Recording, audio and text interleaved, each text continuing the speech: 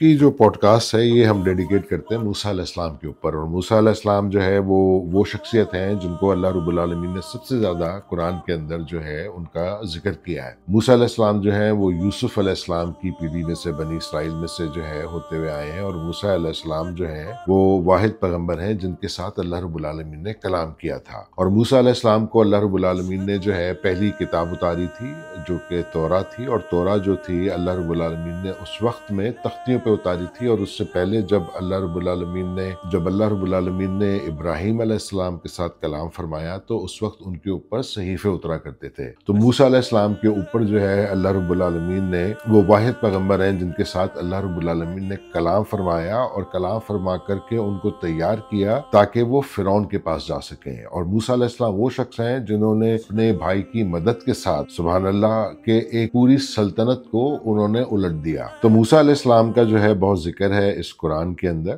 موسیٰ علیہ السلام کی پیدائش سے پہلے جو ہے ان کی موت کی تقدیر لکھ دی گئی تھی، کیونکہ فرعونیوں نے یہ ارادہ کر لیا تھا کہ جتنے بھی بچے پیدا ہوں گے ان کو جو ہے قتل کر دیا جائے۔ تو اللہ رب العالمین نے ان کی جو ہے زندگی بچا کر کے اور ان کی ماں کو تسلی دے کر کے موسیٰ علیہ السلام کی جان بچائی، اور اللہ رب العالمین نے ان کو اس بادشاہ کی جو ہے سائے کے اندر پلوایا کہ جو کہ اللہ رب العالمین کا دشمن تھا، اور اسی کے اگینسٹ موسیٰ علیہ السلام کو کھڑا کیا، اور موسیٰ علیہ السلام کو اللہ رب العالمین نے اپنا پرسنل میسج بھجوایا فرعون کے لیے کہ اللہ رب العالمین نے اس پیغمبر کے ساتھ کلام فرمایا۔ اور موسیٰ علیہ السلام وہ پیغمبر ہیں جنہوں نے اللہ رب العالمین سے اپنے بھائی کی پیغمبری کی گزارش کری، اور موسیٰ علیہ السلام اس دین کے جو ہے ایک بہت بڑے پیغمبر ہیں، یوسف علیہ السلام کی وہ پیڑھی سے آئے ہیں، اور یوسف علیہ السلام جو ہے وہ یعقوب علیہ السلام کی پیڑھی سے آئے ہیں، اور یہ سارا شجرہ نسب جو ہے وہ جا کے ملتا ہے ابراہیم علیہ السلام کے اوپر۔ اور ابراہیم علیہ السلام کے اوپر جو ہے اللہ رب العالمین صحیفے اتارا کرتے تھے، اور ان کو خواب میں اللہ رب العالمین نے یہ دکھایا تھا کہ وہ اپنے بیٹے کو ذبح کر رہے ہیں۔ تو ان کا جو فیت تھا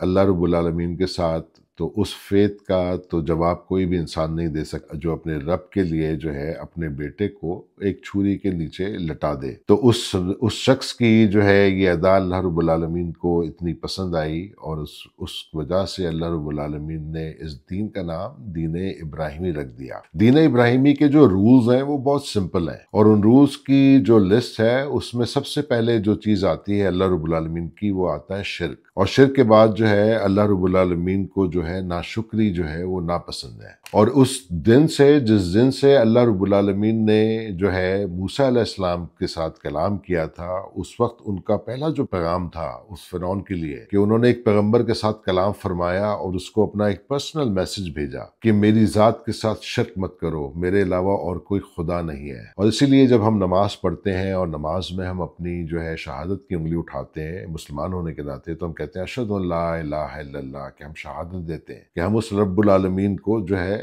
جانتے ہیں، اور واشہد ان محمد عبدہ ورسولہ، کہ ہم یہ بھی جانتے ہیں کہ رسول اللہ جو ہیں وہ اللہ کے بندے ہیں اور اللہ کے پیغام پہنچانے والے ہیں۔ اور موسیٰ علیہ السلام وہ پیغمبر تھے کہ جیسے رسول اللہ نے قرآن کو لکھا تھا، تو موسیٰ علیہ السلام نے بھی جو ہے تختیوں کے اوپر جو ہے توراہ کو لکھا تھا، اور اس میں ساری جو کمانڈمنٹس تھیں اللہ رب العالمین کی، وہ ساری انسانیت کے جو ہے ارد گرد گھومتی ہیں کہ ایک انسان کو اس دنیا میں جو ہے رہنے کا اس کا کیا طریقہ ہونا چاہیے، اور کیا چیلنجز ہیں اس دنیا کے اندر جو ایک عام انسان کو فیس کرنے پڑتے ہیں اس دنیا کے اندر وہ ٹائم گزارنے کے لیے اس اللہ رب العالمین کی کتاب کے حساب سے۔ تو موسیٰ علیہ السلام کا جو ہے ذکر اللہ رب العالمین نے اس قرآن میں بہت زیادہ فرمایا ہے، اور ان کے ہر قصے کے اندر اللہ رب العالمین نے جو ہے اتنی خوبصورت باتیں کری ہیں کہ اللہ رب العالمین کے جب آپ قرآن کو سنتے ہیں تو آپ کو اندازہ ہوتا ہے کہ آپ کا جو رب ہے وہ آپ سے کیا بات کرنا چاہ رہا ہے۔ جزاک اللہ خیر۔